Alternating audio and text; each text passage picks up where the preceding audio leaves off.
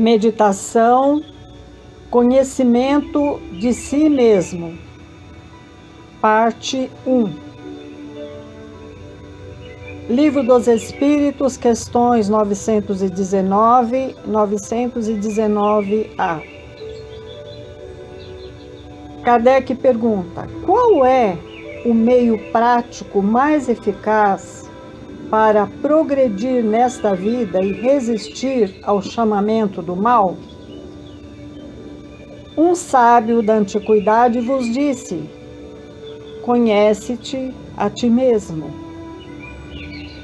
Kardec continua: compreendemos toda a sabedoria dessa máxima, mas a dificuldade está precisamente em se conhecer a si mesmo. Qual é o meio de consegui-lo? Os Espíritos, através de Santo Agostinho, nos responde: fazei o que eu mesmo fazia quando era vivo na terra. No fim de cada dia, interrogava a minha consciência, passava em revista aquilo que tinha feito e me perguntava se não tinha faltado a algum dever, se ninguém se queixou de mim.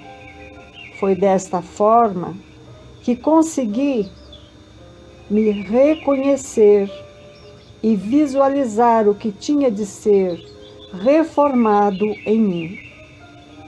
Aquele que no fim de cada dia repassar todas as suas ações da jornada e se perguntar se o que fez de bem ou de mal, pedindo a Deus e ao seu anjo guardião para esclarecê-lo, adquirirá uma grande força de aperfeiçoamento, pois, crede-me, Deus o assistirá.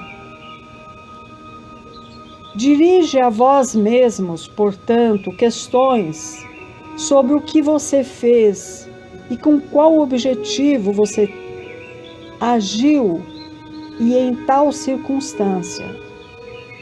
Se você fez alguma coisa que merece repreensão dos outros, se praticou uma ação que não ousaria confessar, pergunte ainda isto: se aprovesse a Deus me chamar neste momento, eu temeria o olhar de alguém quando voltasse ao mundo dos espíritos, onde nada se esconde? Então, examine o que você poderá ter feito contra Deus, em seguida, contra o vosso próximo e, enfim, contra vós mesmos. As respostas serão um repouso para a vossa consciência ou a indicação de um mal que necessita de cura. O conhecimento de si mesmo é, pois, a chave do aperfeiçoamento individual. Contudo, direi: como se julgar? O avaro se crê simplesmente econômico e precavido. O orgulhoso crê não ter senão dignidade. Isto é uma grande verdade, mas tendes um meio de controlar que não vos permite enganar. Quando você estiver indeciso sobre o valor de uma de vossas ações, pergunte-vos como a qualificaria se tivesse sido praticada por outra pessoa. Se recriminar o outro por ela, não seria menos recriminável em vós mesmos. Deus não tem duas medidas para a justiça. Buscai também saber o que dela pensam os outros, e não despreze a opinião do vosso inimigo, pois esses não possuem nenhum interesse de maquiar a verdade, e muitas vezes Deus os coloca em vosso caminho e ao vosso lado como um espelho para vos advertir com mais frequência do que faria um amigo. Que todo aquele que tem vontade seria de progredir, explore, pois, a sua consciência visando dela arrancar as más tendências, como se arrancam as ervas daninhas do jardim. Que faça o balanço da sua jornada moral, como o mercador faz de suas perdas e ganhos. E vos asseguro que uma lhe auferirá mais lucros do que a outra. Se pode se dizer que a sua jornada foi boa, poderá dormir em paz e esperar sem receio o despertar de uma outra vida. Então, formule questões nítidas e precisas e não temam em multiplicá-las. Pode-se muito bem perder alguns minutos para se conquistar a felicidade eterna. Não trabalhas todos os dias com vista a amealhar o que vos garantirá um repouso na vossa velhice? Não é esse repouso o objetivo de todos os vossos desejos, a meta que vos faz suportar as fadigas e as provações momentâneas? Pois bem, o que representa este repouso de alguns dias, perturbado pela doença do corpo, ao lado daqueles que um homem de bem espera? Não vale a pena fazer algum esforço nesse sentido? Sei que muitos dizem que o presente é concreto, o futuro é incerto.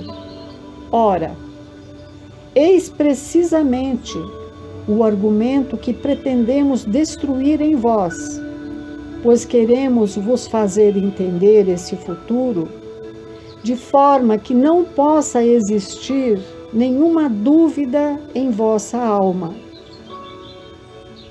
É por isso que chamamos primeiramente vossa atenção para os fenômenos de natureza, a vos chocar os sentidos.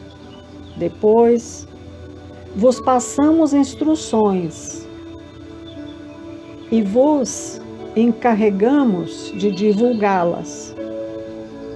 É com esse objetivo que ditamos o Livro dos Espíritos. Santo Agostinho conclui a sua resposta e Kardec complementa com este comentário: muitas faltas que cometemos passam despercebidas por nós. Com efeito, seguimos o conselho de Santo Agostinho. Interrogamos com mais frequência a nossa consciência e veríamos quantas vezes falhamos sem que o suspeitássemos, por falta de examinar a natureza e o motivo dos nossos atos. A forma interrogativa tem algo de mais preciso que um ensinamento, que frequentemente não é aplicado. Ela exige respostas categóricas, por um sim ou por um não, que não deixam alternativas. São vários argumentos de cunho pessoal e, pela somatória das respostas, pode-se estimar a somatória do bem e do mal que está em nós. No Evangelho, que dizem que eu sou? E tu, Pedro, o que dizes de mim? Jesus, há mais de 2000 anos, indicava o caminho da investigação do próprio ser no exame das percepções alheias. E a terapêutica espírita aponta o exame consciencial pessoal como se fôramos um observador de nós mesmos, para sanar as imperfeições nascidas do vício do egoísmo.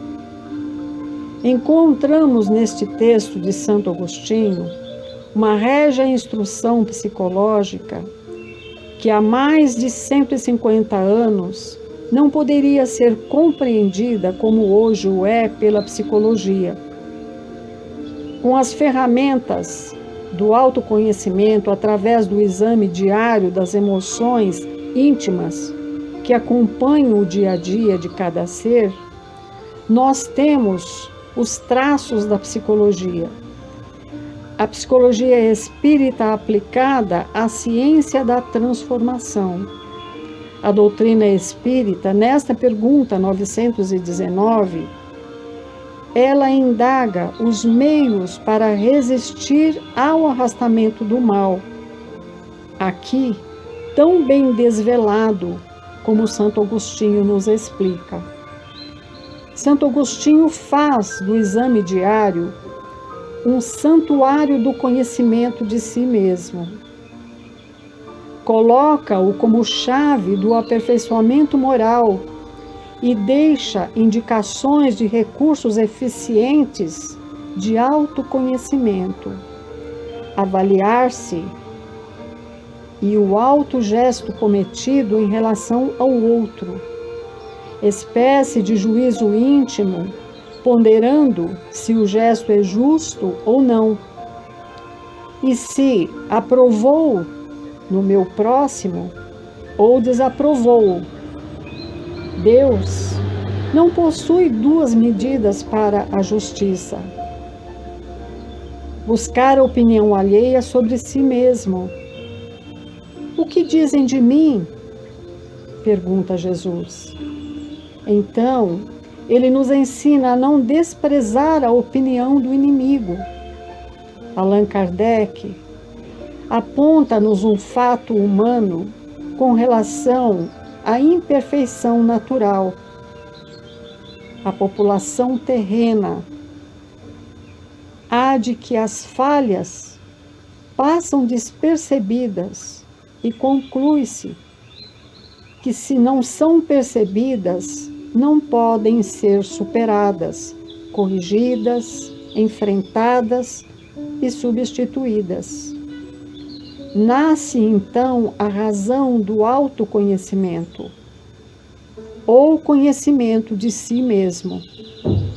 Apliquemos a estudar as imperfeições, as falhas, apontando-as diariamente no final de cada dia, anotando-as, para que façamos uma somania e uma somatória da afirmação e negação quanto a este ou aquele comportamento, e assim possamos percebê-lo imperfeito no amor, na tolerância, no perdão, ou conhecê-lo em falha moral quanto a essa ou aquela pauta da vida.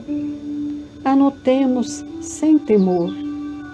Vamos reunir os conhecimentos sobre nós mesmos, pois eles serão o futuro renovado em nosso espírito, em nosso íntimo e em nossa consciência, e em nós mesmos.